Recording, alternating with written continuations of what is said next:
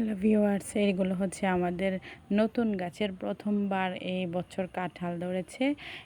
এই কাঁঠালটার জাত হচ্ছে আমার নানু বাড়ির গাছের কাঁঠালের জাত। তো দেখেন কত বড় বড় রোয়া। তো এই কাঁঠালগুলো পেড়ে আমরা খেলাম। আজকে হচ্ছে চলে যাচ্ছি আমার তাওই বাড়িতে, আমাদের দাওয়াত আছে আমার ছোটো ভাইয়ের শ্বশুর বাড়িতে। তো আমার বোন, আমার পরিবারের সবাই, আমার ছেলে, আমার ভাই বউ, আমার মা, আমার ভাই সবাই সাথে করে নিয়ে হচ্ছে আমরা চলে যাচ্ছি দাওয়াত খেতে। তো আমার তাওই হচ্ছে আমি বাড়িতে আসলে হচ্ছে অনেকেই আমাদেরকে যাওয়ার জন্য, দাওয়াত দেওয়ার জন্য হচ্ছে অনেক আপ্যায়ন করে। সামনে হচ্ছে আমার কিছুদিন আগে, মাসখানেক আগে হচ্ছে আমার বিয়ে হয়েছে, তখন আমাদের দাওয়াত দিয়েছে কিন্তু আমরা আসতে পারি নাই। তো যাই হোক, এখন আসছি। এখন হচ্ছে আমার তাওই হচ্ছে আমাদেরকে অনেক না গেলে উনি অনেক রাগ করতেছে, কষ্ট পাচ্ছে, যার জন্য হচ্ছে আমরা এখন পরিবারের সবাই মিলেই হচ্ছে আমরা যাচ্ছি। তো যেতে যেতে হচ্ছে আপনাদের মাঝে একটু ভিডিও শেয়ার করে নিই। এগুলো হচ্ছে হাওর মাঠ ভরা ফসল থাকে। তো এখন যেহেতু পানির সিজন, হচ্ছে এখন লাগাইনি, আর কিছুদিন পরে হচ্ছে ধান লাগাবে, তখন হচ্ছে পরবর্তীতে মাঠ ভরা ফসল থাকবে। আমাদের কিশোরগঞ্জ মানেই হচ্ছে হাওর আর হচ্ছে মাছের ঘের। তো এই যে যাই হোক, এই যে মাঠের মাঝখান দিয়ে হচ্ছে এদিকে রাস্তা, তো রাস্তার ওপার দিয়ে হচ্ছে ওদের বাড়ি। তো ওই দিক দিয়ে হচ্ছে ঘুরে যেতে হয়। তো এখন যেহেতু পানির সিজন, পানি নেই, তো এই জন্য হচ্ছে ফাঁকা আছে। আর মেঘনা নদীর পানিটা যখন বেড়ে যায় তখন হচ্ছে পানি আসে আমাদের অঞ্চলে। তো যাই হোক, এদিক দিয়ে হচ্ছে এই যে আমার ভাই, ছোটো ভাই, আমি এবং হচ্ছে আমার মা, বাচ্চা, আমরা সবাই হচ্ছে একটু ক্যামেরায় বন্দি হয়ে নিলাম। এই যে আমরা সবাই দাঁড়িয়ে একটু ক্যামেরায় বন্দি হয়ে নিলাম। তো আমার ছেলে হচ্ছে একটু পোজ নিচ্ছে, আমার দুই ছেলে একটু দাঁড়িয়ে নিচ্ছি ক্যামেরার সামনে। অবশ্য কেউ আসতেছে না, তারপর আমি জোর করে হচ্ছে ওদের সবাইকে নিয়ে আসলাম। তো এদিক দিয়ে পিছন দিয়ে হচ্ছে কী সুন্দর রাজা হাঁসগুলা দেখেন। আর হচ্ছে ওই দিক দিয়ে হচ্ছে বড় নদী, তো আমরা গাং বলি।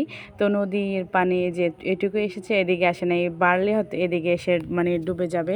আর দেখেন মাশাআল্লাহ কত কচু গাছ। এই কচু গাছ হচ্ছে ঢাকা থেকে এনে খেতে হয়। আর এদিক দিয়ে হচ্ছে 10 মহরম, তো জারি গাইছে যারা হচ্ছে মহরম পালন করেন, ওনারা হচ্ছে জারি গাইছে, এই জন্য শব্দ আসতেছে। তো আর কিছুই করার নেই, ভিডিও ছাড়তে গেলে তো আমাকে ভয়েস দিতেই হবে।